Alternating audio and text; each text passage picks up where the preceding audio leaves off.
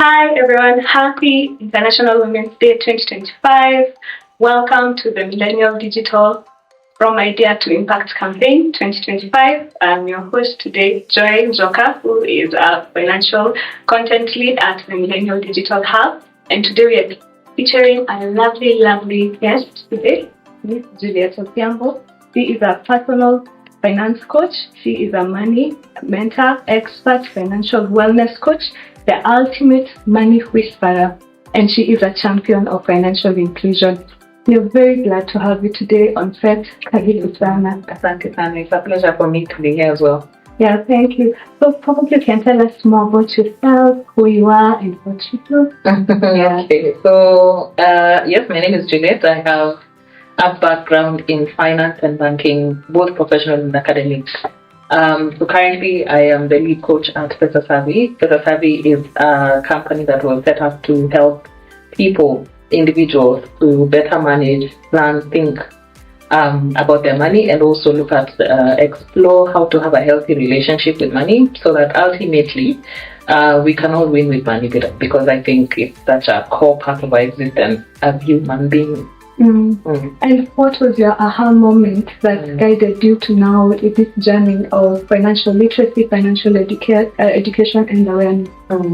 I don't feel like I have one major one, but I think I've had several over time, because of just, hence I think that's how God set it up for me. But I think the first time I realized that this was an important thing to be able to do, I was probably 8 or 10 going to 13, that period of time. And my dad had this job where he used to travel quite a bit, and my mom had passed away. So when my dad traveled, he would leave for us money on top of the fridge. And I had 4 siblings. I had a big sister, a big brother, myself, and my small sister. At that point, my brother was in school, so he was out of Nairobi, so it was just the 3 of us.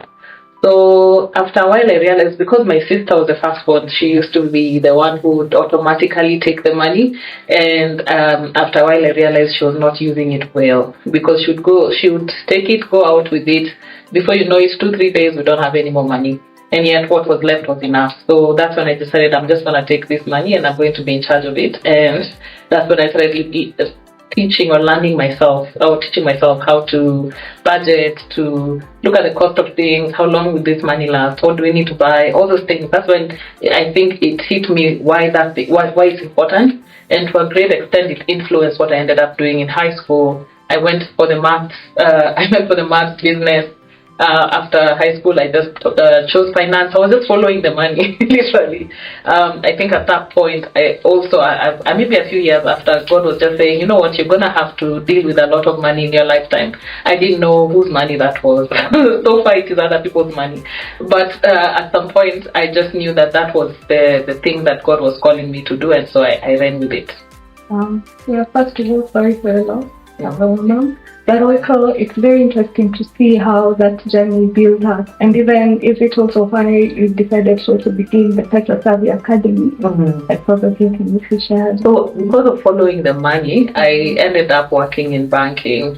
So I finished campus. I applied to all the banks in the country, all of them. Literally went dropping my CV in all the banks. Luckily, one of them had mercy on me, so I worked there for a while.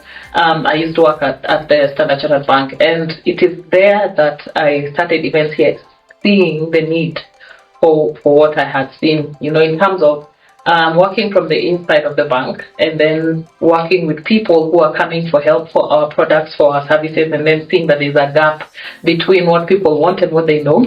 Hence why I eventually decided to leave. It's a much longer story, we don't have time for it. But ultimately I did leave because I wanted to continue doing that financial education work, and that's how I ended up starting Pesa Savvy. Yeah. And through Pesa Savvy, there's such a great impact that it has had for the audience. First of all, even through the academy, you see that she has one-on-one client coaching services that she offers, and she trains professionals on how to use their money appropriately. And also, I also saw that you also do initiatives for high schools and universities. And probably can share with us maybe why you thought that school is important for the younger generation and the impact. Yeah, because when was the first time I realized I needed this skill? I was 10 years old. So it doesn't matter how old you are, because the skill is important to acquire before the money comes. Most of us start looking for the skill when the money has come, and most of the time that at that point a lot of damage has already been done, and so you're trying to pick up from where you by the time you realize, oh, I'm not doing things well, and you get that reality, a lot of years have passed and you've lost time, quality time. And so that's why I think actually financial literacy is something that should be in our education system. Thankfully, with the CBC, it has been introduced. I think I saw recently they've just also published a toolkit, a workbook of sorts that can be used in high school and in primary school, and that's a big shift, because a lot of us didn't get the opportunity. So by the time somebody is actually getting their first job, these are things they should be knowing already, not waiting for the money to come and then realizing, oh, there's a missing piece of this puzzle, because your entire period of time from primary to high school to campus, you are handling money, right? Even if it was small, you are handling it. So it needs to be inculcated at quite an early age, so that by the time it is increasing, you're actually just learning more how to multiply it and how to manage it better, rather than it causing more damage to your life. Thank you for sharing that with us, and hopefully the audience will be enlightened in the process, and I believe we are enlightened in the process. And my other question now comes in, over the years you've been in banking and now you're a financial educator. In the finance industry, I believe right now we're seeing a rise of women who are influential in that sphere, especially in the specialized career. But how has the journey been for you? Was it a challenge as a woman, as a lady in the industry, and even just educating people and the impact also? So are there other opportunities as well? To be quite honest, at a personal level, I don't feel like I have had a challenge. But then when I look at the industry, then there's a challenge. If I could just start from where I was employed, the people who, in fact, this was like a literal study that they did within the company. At the bottom of the tier, in terms of the people who come entry level, we had a lot of women. But as the tier went up, the women reduced, the men increased. So you found at board level, there were, out of maybe 12 people, only 2 are women.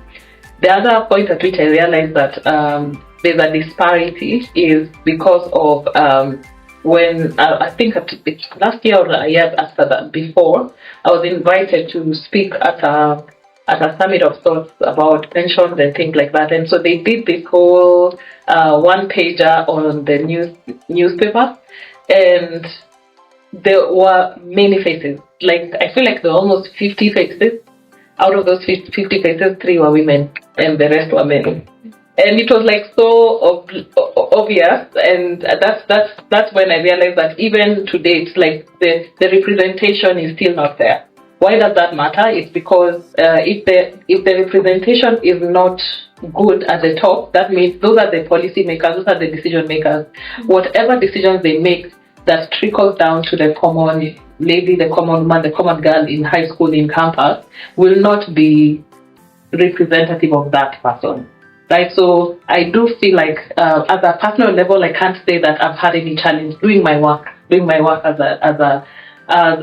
a woman. However, the industry is not yet leveled, in the sense that who are the policy makers, who are the decision makers, and what decisions are they making, what products are being created, are they serving all citizens or all people equally, or is it leaning towards more one group of people than the other? I think that's what I would say, out of observation from what I've seen in the industry.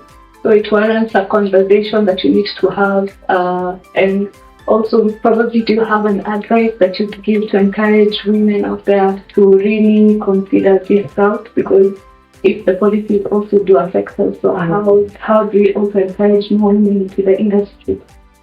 Because women know their stuff, they might just not be seen or known.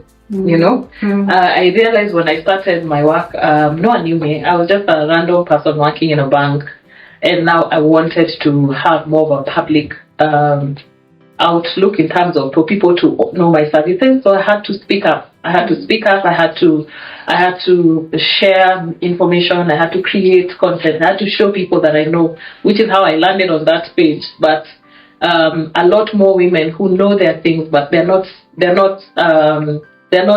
known and they're not seen. So I think the work that women need to do more is to actually get themselves out there. Let the people know how good you are at doing what you know how to do, and let more people benefit from what you know, both from just public place. Maybe your job doesn't require the kind of publicity that mine does, but even in your place of employment, don't sit back, don't cower. If you have an idea, if you don't be, you know, when you go for a meeting, you can choose to be at the front of the meeting or at the back waiting for the meeting to end, you know. So put yourself out there, let people hear you, let people hear your ideas, let people hear your thoughts. If you don't do that, then that means that your voice continues to dimmer, and then even if there are opportunities, then people don't know you exist. Yeah, so I think women need to speak up more, need to demonstrate their skills more, need to demonstrate their knowledge and expertise more in any place where you find yourself. Don't take that opportunity, don't cower. I think a lot of women cower from publicity, they cower from, I don't want my face to be seen, I don't want my voice to be heard, all whatever thing that you could be, information that could be putting you back in terms of putting yourself out there. You need to identify it, and then you need to work around it so that more people can see what you can do and what you know. Yeah, I think it's very important for people to know better. As we always say at the Millenial Digital, that when one knows better, they can even do better, they can make better decisions. And would you like to kindly share with us how can we reach out to you as the Millenial Digital audience? Can you share with us your platform and how we can have a deeper conversation? Absolutely. So you can reach me at my most active presence is on Instagram. So as Juliet Odhiambo, you can message me there. You can also email me at pesasavvy@gmail.com or find more information at www.pesasavvy.com. Yes. And also you can also support her through, when you go to her Instagram page, there are some very lovely tools that you can use and resources, such as our money cards, I do that, and also the financial planners. Yeah, and she has some really nice match. You can just go check it out and just learn more and grow. Yeah. So thank you very much for coming. I'm very glad. It has been an eye-opening session for me, and I'm really inspired and encouraged to know that young people, they have a chance to actually grow financially and have the awareness to make better decisions around the money that they have. So thank you very much. Thank you very much. It's a pleasure. Yeah. Thank you all for joining, and that's it.